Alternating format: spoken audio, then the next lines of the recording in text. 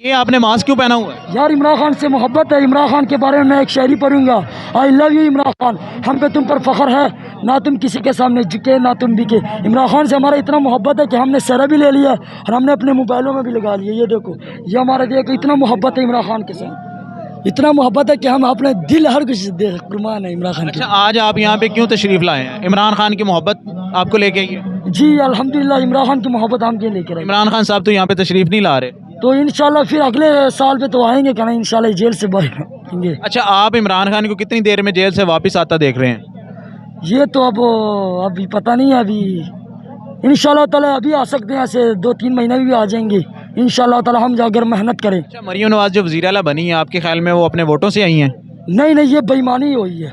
ये इमरान खान ने जीत लिया लेकिन इससे के साथ बेईमानी हुई है।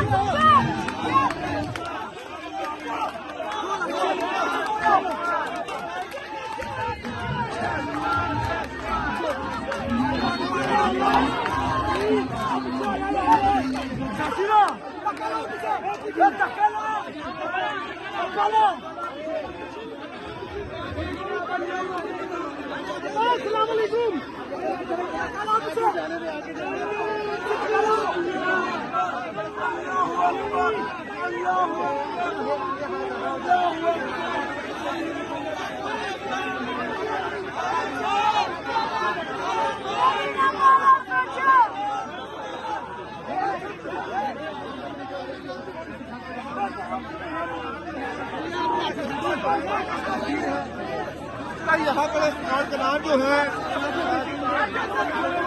वो हम सबके सामने है यहाँ पर।